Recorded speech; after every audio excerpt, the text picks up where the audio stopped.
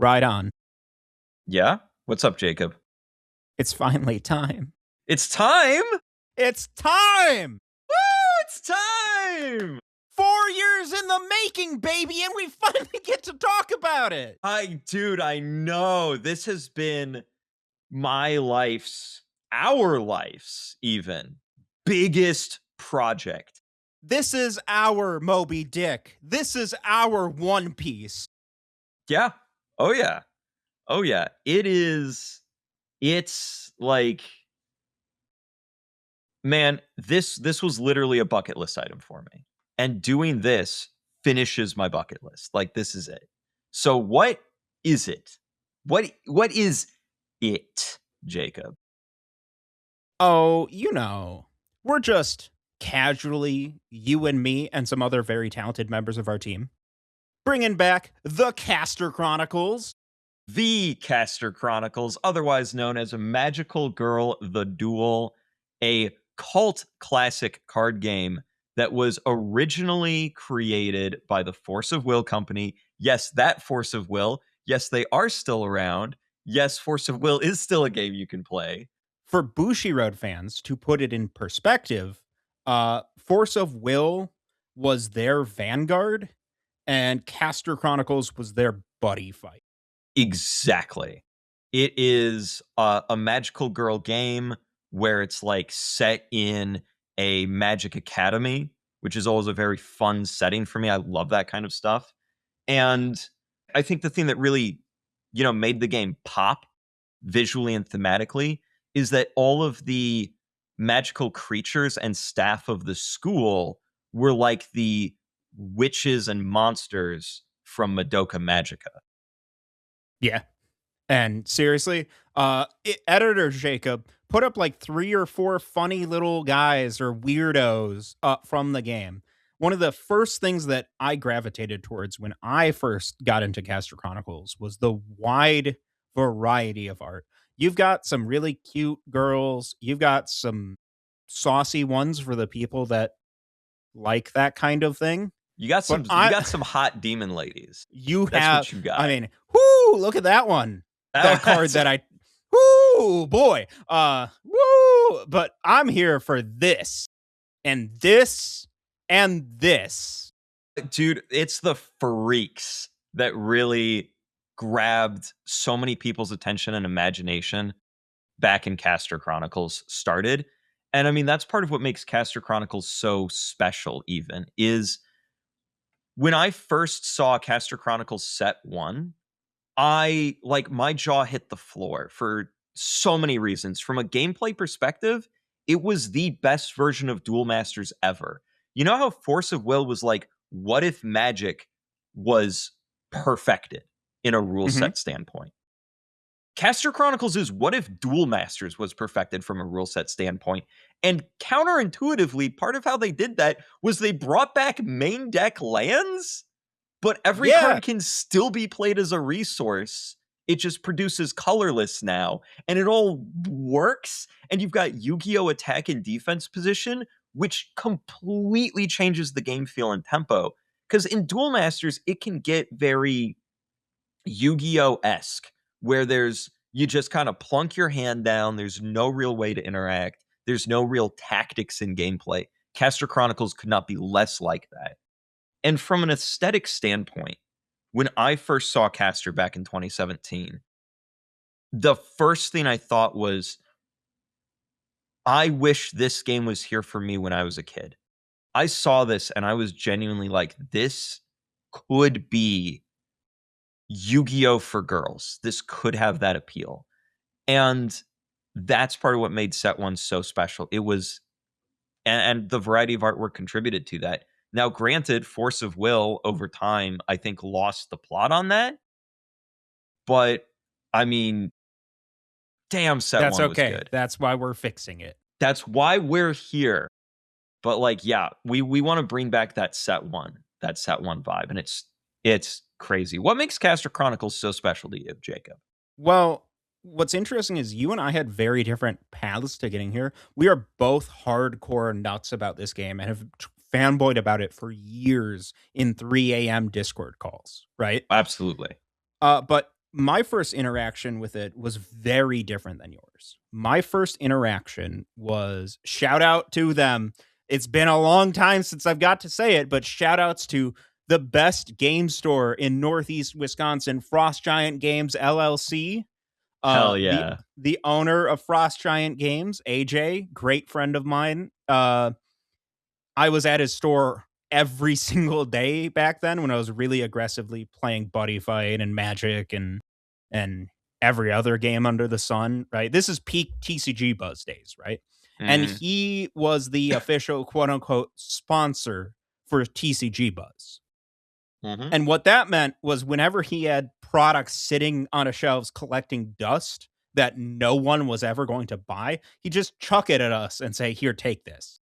Nice. So he gave me like it was like one or two boxes and the starter decks for Caster Chronicles because they had sat unsold on his shelves. Now it's not because Caster was bad, it was because he was not the right market for it. Like Force of Will also bombed at his store. Yeah. It was just not his market, right? So I was given this product as freebies, and I was just like, yeah, okay, I don't know what this is. I wasn't even that into Force of Will. I'd only recently played it for the first time. I was Mhm. like, oh, okay, yeah, I'll do a video on this. It's content or whatever. I was much more excited because at the same time he had given me a bunch of Dragoborn, Oh yeah, and dude. that was taking all of my bandwidth, right? Mhm. So Mhm. we threw out this Caster Chronicles stuff. We did a couple of videos on it, and I actually had some negative things to say about it. And it wasn't like I hated it. It was more I'm like, why does this exist? Also, some of this art is too lewd for my preferences, right? Mhm. Uh and it's kind of goofy, right?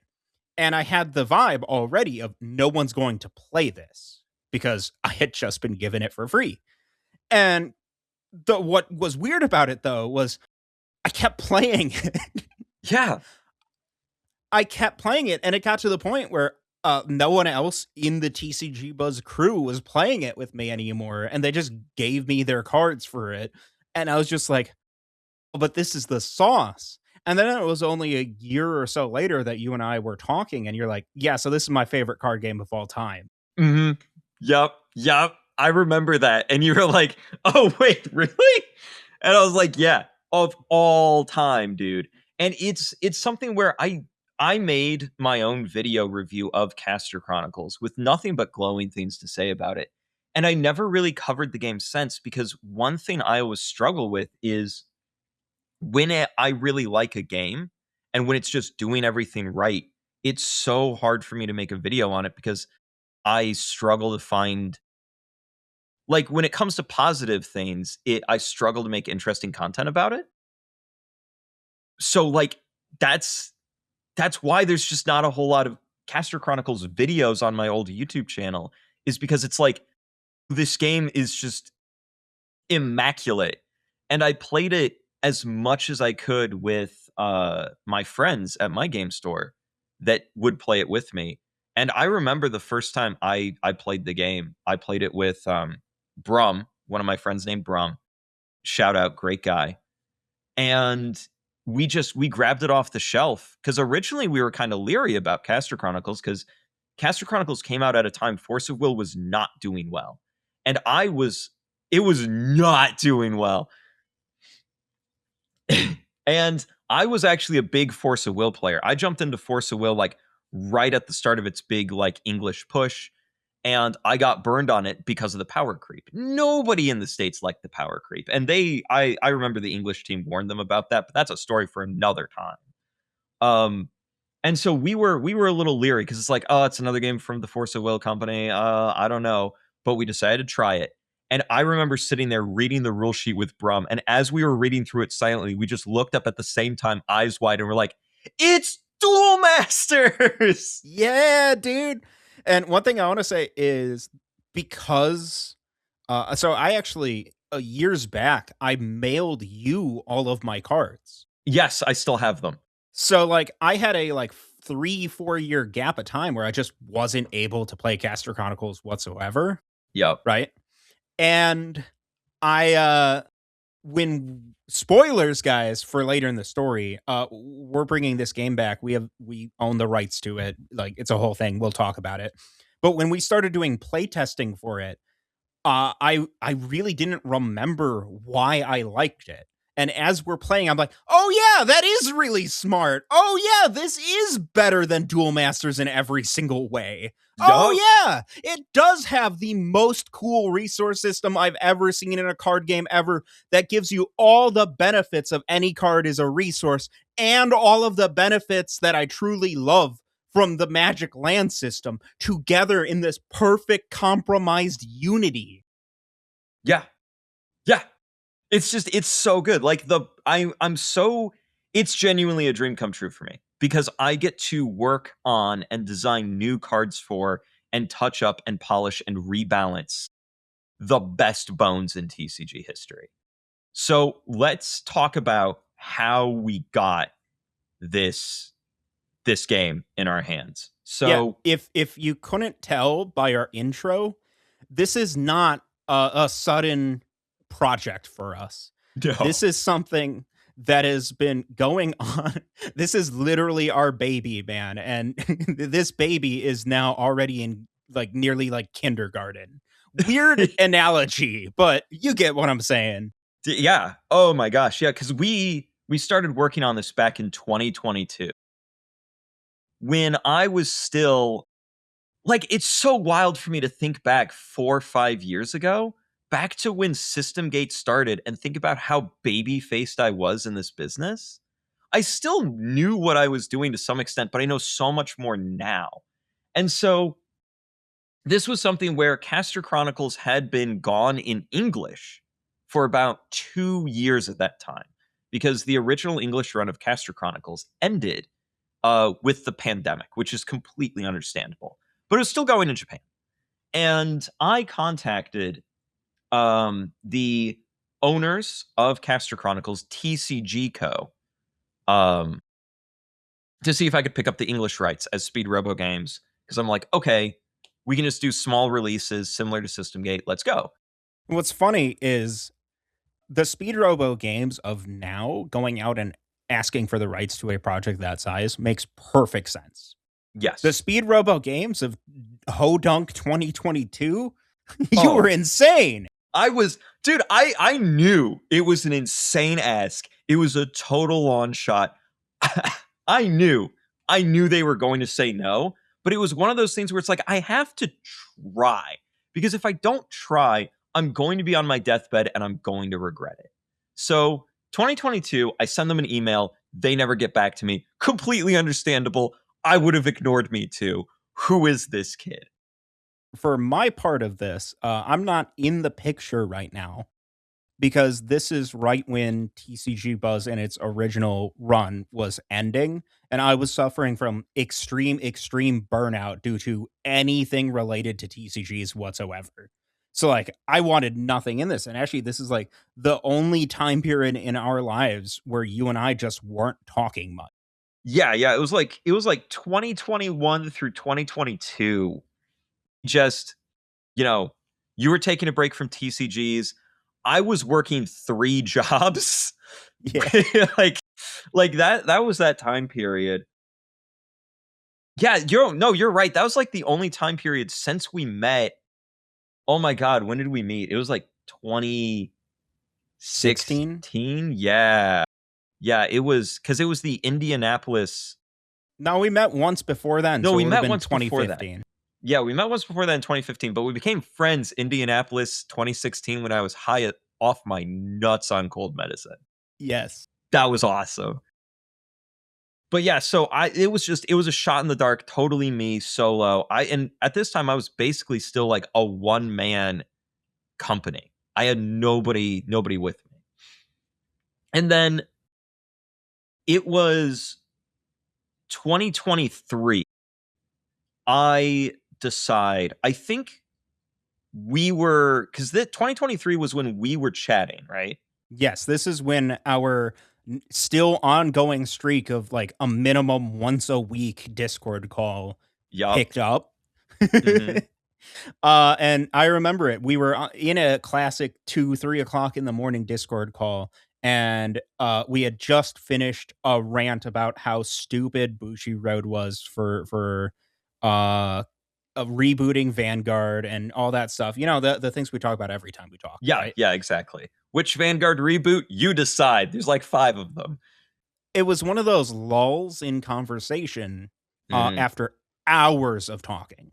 yep, And we got talking about Caster Chronicles, and you were just like, "Yeah, I once messaged them. yep, I should do yep. that again." And so I did, and I shot them another message. And this was 2023. So this was like pre Necromancers Splatterkins, us really taking off. So it was We basically were still just system gate. we were at the time, you and I, designing our first game together, which Yeah, never saw the light of day because it thank was God. truly awful. Yeah, that's right. That's right. I remember that one. To give you a sneak peek on what our first game we were making together is, Altered's unique cards. Enough said. Yeah, Bad idea. literally, it was what if that was the entire game? Yeah, yeah. I'm so glad we didn't do that. But I messaged them again, and this time TCG Co actually gets back, and it's just like, I guess we're interested in getting you a licensing deal. What do you have in mind? It was very much like this kid's stupid, but we'll go with it, which again, based and I agree with completely. I would have the Yeah. exact same reaction. This is right before, I think, the core part of your experience happened. You had a lot of experience before this between working on Argent Saga and Yeah. striking it out with System Gate. But like late 2023 into 2024 would be the year that turned you from a guy who thinks he knows something about games to a guy who is a leading professional in the industry. Yeah, exactly. Because this was Legacies Allure. We were doing Legacies Allure at the time. That was one of our big ones. And then shortly after this, we start working with huge shout out to Void Bandit, the creator of Necromancers. Major shout out to AC Faust. She's like the lady of indie TCGs. We all love her. And, we start gathering the core team. But this was like right before that. And so I'm like, and I remember I text you immediately, and I'm just like, oh my god, Jacob, they got back to me. And so So I cool. I start talking with them, and we come to a licensing agreement, and it is where we get a license to do the English version, and we in that licensing agreement have the ability to do, you know, changes to the game, make the English version its own distinct thing. Because at this time, the Japanese version is still going, right? So, because it's 2023, the Japanese version is still going. It's on its last legs, but it's still going. And they're all cool with that. And it's like, okay, yeah, we'll set up that licensing agreement for you. We just need to see a marketing plan. And I'm like, awesome. So I spend a sleepless night putting together this incredible like Google Slides marketing plan presentation. I'm so proud of it. I still have that one.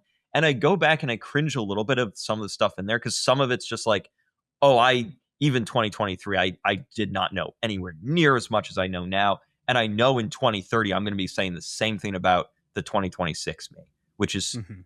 exciting, right? But great presentation. I send it to them. I hear nothing back. And I'm like, okay, that's fine. I can wait. We've got a bunch of stuff going on. Because again, at this time, we're picking up Necromancers, Splatterkins, all these great games. That's when that's all really taking off. So I'm like, okay, we've got plenty going on. We can wait for Caster Chronicles. Because they would take, 2 weeks to a month to, get back to my emails anyway, which again, understandable. I'm some snot-nosed brat in the States. Who cares? Yep. uh, and so, we wait and we wait and we wait. And it's like, that's fine because I'm still doing all these other things. We're working with all these other creators. Things are good. Now, it rolls over to February 2025. And I'm that weirdo Caster Chronicles fan that at least once a month I would go to the old Caster Chronicles website and just look at it, read the comics again, read the student roster again, skin Caster Chronicles. Right. the important other distinction that is different now is I'm officially a part of the company. Before I was just your Yes, chat buddy. Now I'm exactly. actually working directly with you, right hand man style, and our Yeah. calls have become quote unquote productive. It's sure. Yeah, we'll So call. again, what you're about to describe also happened on a Discord call with me. Yes. Literally. This also was a Discord call. So it's February 2025. We're in another Discord call because of course we are. We always are. And I go and I check the website and I'm like, "Oh my god. Oh my god, it's down. It's gone. The website's gone." And I'm just like, it's now or never. This is it. If I don't get Caster Chronicles now, it is going to be gone forever. So I respond to that email and I say, "Hey, how's it going? Checking in. Did you review the marketing plan?" Almost immediately I get a response back saying, "Sorry for the delay. We have reviewed the marketing plan. We approve. Let's go." And so we signed the deal and the rest is history. And I'll share briefly. I doubt anyone listening is going to be in this situation where they're acquiring a previously existing IP, but uh, we are brushing over a lot of stuff here. The actual building of the contract. Shout outs to your mother for helping a Yup. lot with that process. Her, me, and you each took our own stabs at revisions. There were lawyers involved. There was a whole process on both sides, let alone, the cultural and language barrier, right? Yes. That Very is an much so. important thing to mention. It was so much work to make this happen. Mhm. And as you notice, when did you say that was? February 25? February 2025. Yeah. That's when things were a go. You'll notice it's now over a year later and we're only Yep. launching now. Exactly. These things take time. And the other thing I'll say is I am so glad we did this, even outside of Caster Chronicles, because TCG Co. has been incredible to work with. I've loved working with them on a whole bunch of other projects too. We're now their main US distribution partner, and we go to conventions together. And big shout outs specifically to uh, Asami and Maki. They are wonderful to work with, wonderful to go to convention with. And for me personally, it was so cool to meet them because they're two of the women that made Force of Will. Maki was the assistant art director on that game, and Asami was the events coordinator for Force of Will. So these two are old pros, and it's just like so incredible to get to meet them and talk to them and have them share some of their experience with me. So yeah, it's just working with TCG Co as a general has just been great. Also, TCG Co. with their modern game releases might have the single best track record for a company for like sheer amazing gameplay. Oh my god, yeah. Oh my god, dude, Trails plays great. Divine Cross plays great. Like Divine Cross has no business playing as good as it does, okay? Like you look at Divine Cross, you know what it's for? Why does this play as good as it does? Fire Force is, how we were talking about how like Force of Will is magic but better and Caster Chronicles is Duel Master better. Fire Force is One Piece but better. It's so good. I've loved every game TCG Co has made. When it comes to gameplay, they just don't miss. Ever. Let's not forget the upcoming Dragon Shogun. Dragon, oh my gosh. Oh, So I've gotten to play oh, Dragon Shogun at convention. That game is insane. I can't even begin to describe it. I'm so excited to get more Dragon Shogun stuff and cover it. We even have a Speedrobo Games crossover card in Dragon Shogun already, and it's not even out. Like the main villain of Speedrobo Games universe has a Dragon Shogun card, and it's so cool. Like genuinely working with TCG Co has been a literal like childhood dream of mine come true. that's the thing. Even if they had said no to our arrangements for Caster Chronicles, but everything else that has come out of the discussion had gone the same way it has, we would be sitting here saying that was one of the best decisions ever made. Let's talk about what the people have been waiting for. Caster Chronicles 2026 reboot. What's going to be different? Let's talk about gameplay stuff. So there's a bunch of gameplay stuff that we've changed. It is to balance the game while also making it more flavorful.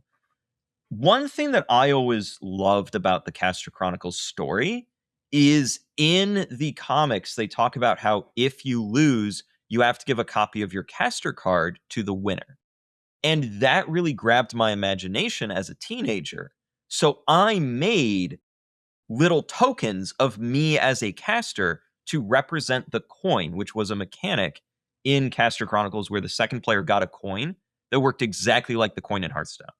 It reminds me of back in the day when we were hardcore buddy fight players. There was a system set up where some of us became like gym leaders and would give Yes. out badges. I participated in that, and that was super cool. So every time someone beat me, I'd give them a badge. Yep. Dude, shout out to Max Rarity. Jonathan Max Rarity. He was the guy that Yeah, set that up. Super cool dude. I was the Um, Darkness Dragon World gym leader. that's sick. And That's my sick. my badge was it was really gonna put us in a time period here. It was a icon themed off of the movie Suicide Squad, but with Oh, with Abigail. oh, that's so good. That's so good, dude. Oh man. But yeah, it was like that. And so every time one of my friends would beat me in Caster Chronicles, I'd hand them a copy of my coin token. And so I wanted to make that like an actual gameplay thing because that's fun. So all of the dual decks that we're making are going to include 3 blank caster tokens per deck for you to make your own caster tokens and share them with your friends. And now, instead of just the second player getting the coin, both players start with a caster token in play that works exactly the same as the coin does. You remove it from the game, you make one colorless Aether, which is your mana, your main resource.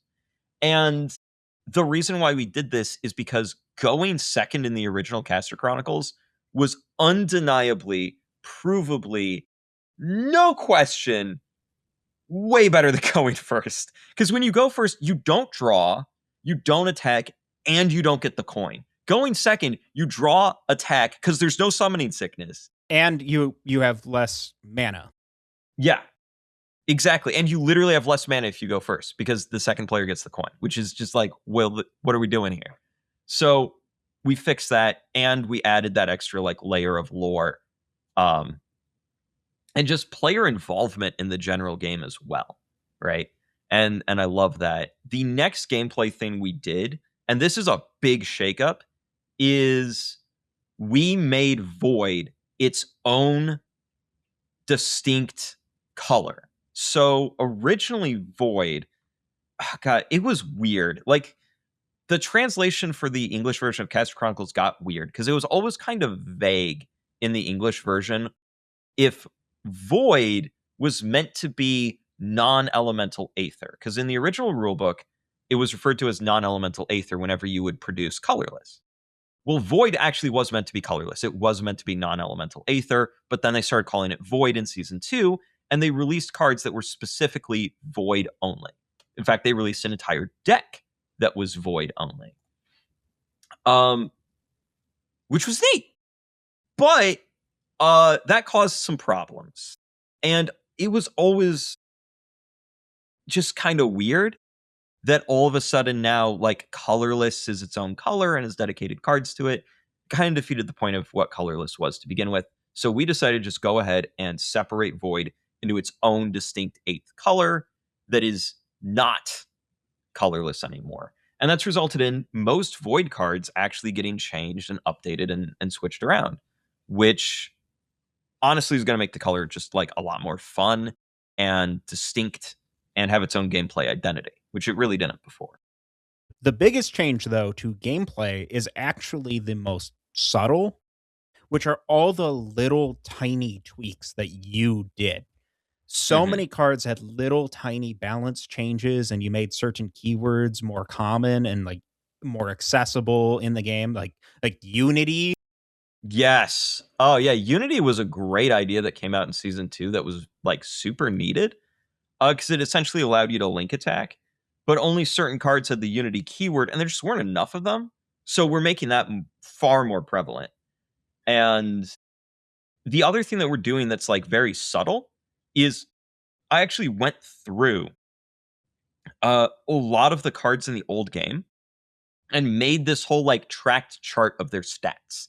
I covered the entire value system, like what effects are worth what stat values, worth how many cards in your hand, and I created an entire base stat total curve for the old game.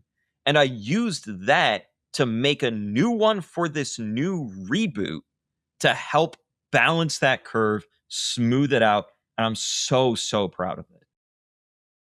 Now, the biggest change isn't something directly to gameplay, but it's one I want to take the time to talk about because it's the actual most important change here, which is the overall business model. Going back to when I first got into this game, and I had a box of set one and I had two starter decks, right? The biggest problem was it was just so hard to build anything from the game because there were at the time seven, now eight different colors in the game. So it was just hard to pull things. And it really deflated any chance of deck building and playing with friends. It was kind of the biggest flaw in the game. Yeah. Oh, We absolutely. have completely fixed that. Yeah. We're going to a more ECG style model. The main product we're focusing on is the dual decks, which, speaking of, great product introduction back in season 2. Season 2 really did a lot to get Caster Chronicles back on the rails. But yeah, it's going to be there's 4 different dual decks coming out, and it's just buy the box, get your cards. And then for expansions, it's kind of like a living card game, trading card game hybrid. So if you're familiar with Star Realms Unite, you know that there's 4 different packs. Inside each pack is a set number of cards that are the same no matter what. And on Star Realms Unite, it tells you what faction's inside. Well, we're doing that, but you don't know what faction you're going to open. And there's 2 fully random foil cards in the pack as a bonus as well. Right, which can be from any element.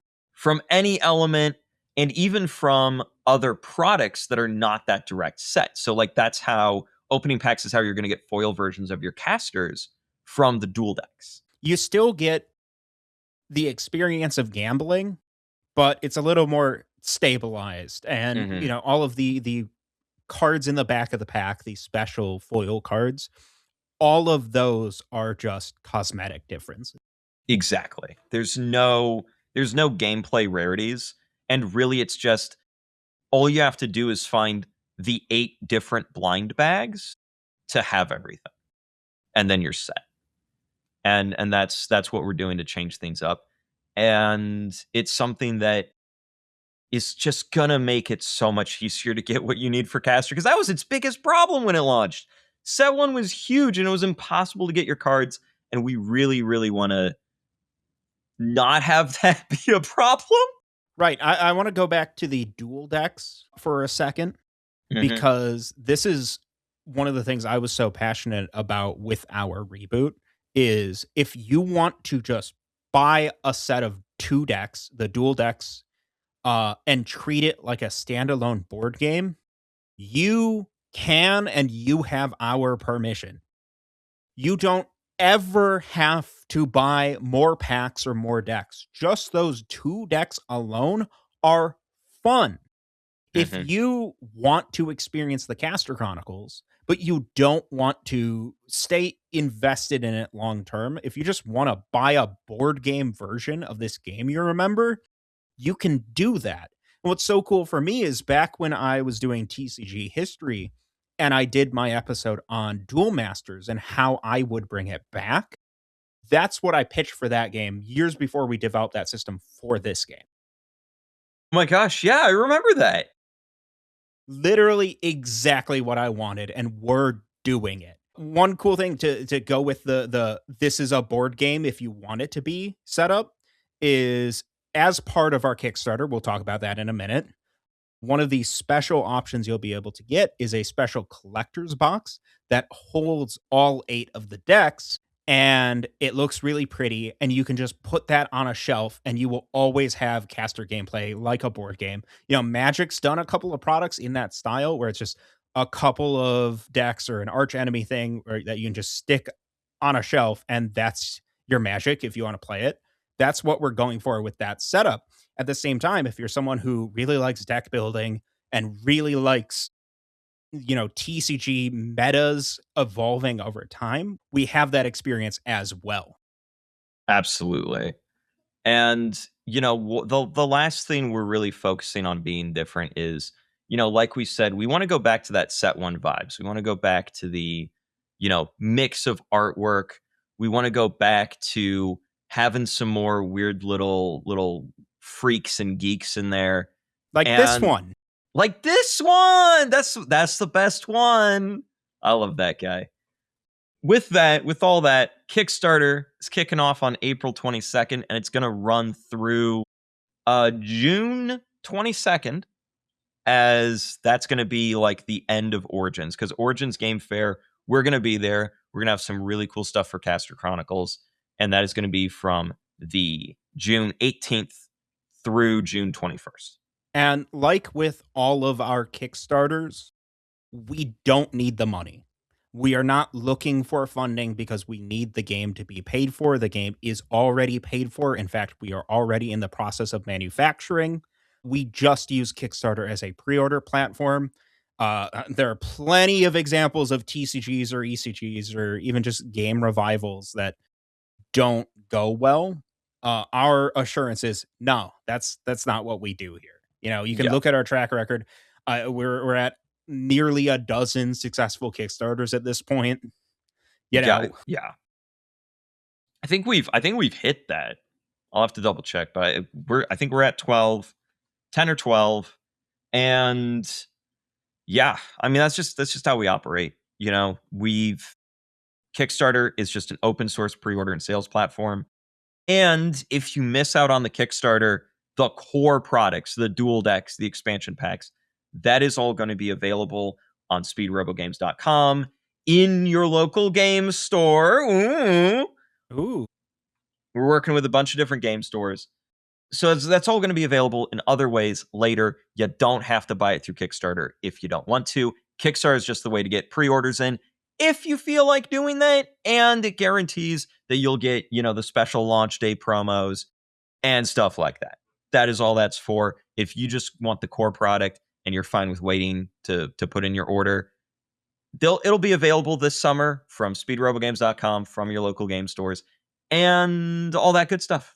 here's what you can do right now to get into Caster Chronicles. Number one, follow the Kickstarter so you don't miss when it goes live. There's going to be links to all this stuff in the description. You guys know how this works. We've been only doing this for 15 years on YouTube, right?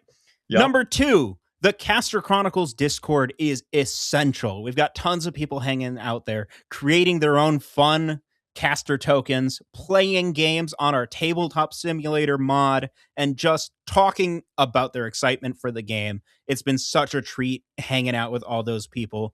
Fans of the game from back in the day, new fans all together. It's so cool.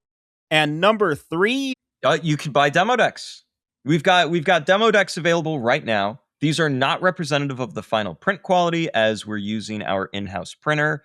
They're print on demand. You get an adorable acrylic keychain with it.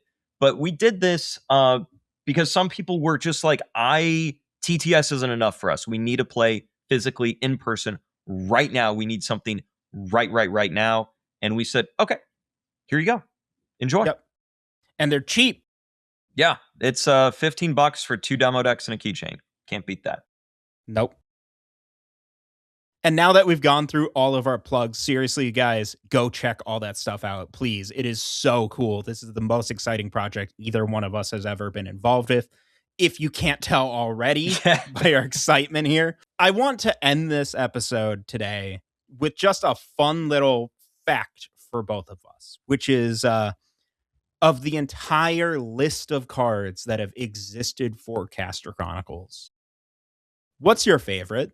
So My favorite, and she's been my profile picture on and off for a long time, is Procrastination.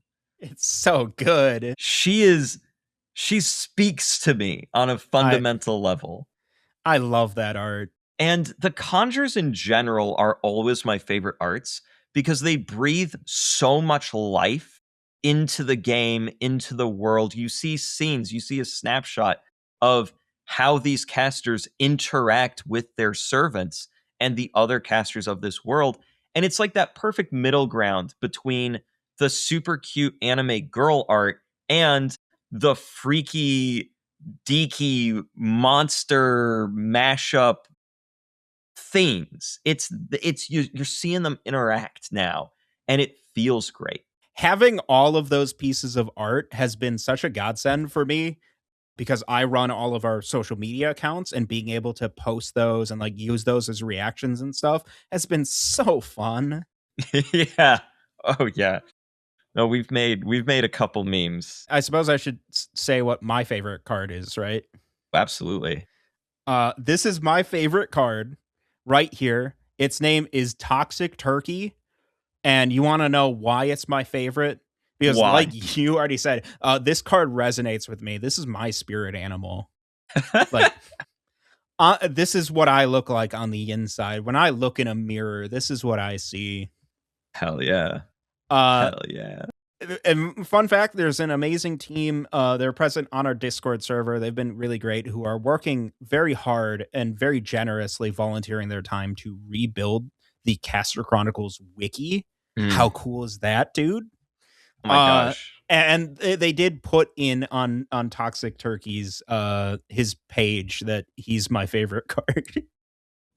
Oh my gosh, that's fantastic. It's Dude, in the like trivia section. the last thing I gotta do is we gotta shout out the fans. Oh my gosh, the Caster Chronicles fans have been unbelievably supportive of us and this project, and they've all come back in force.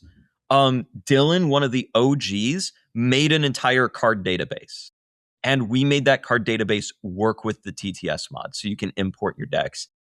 Big thank you to Dylan for doing that. Huge shout out to Sari for making the Caster Chronicles token maker. That's another fan project. And like you said, the wiki team. And what's funny is one of the members of the wiki team, Roxas. Roxas is like an old TCG Buzz fan from back in the day.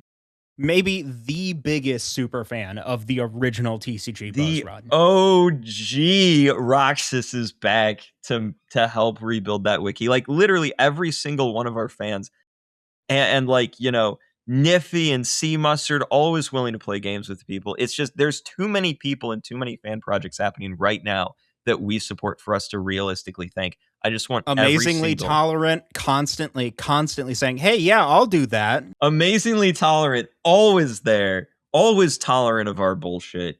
While we're there, not a fan but a member of the team. Shout out to my girlfriend, Muchi, Mm-hmm. who has been a big part of things in the background and hangs out and shit posts in the server with us. Yep. The The professional provider shit of poster. many great gifts, such as, Oh, and wow. also this one.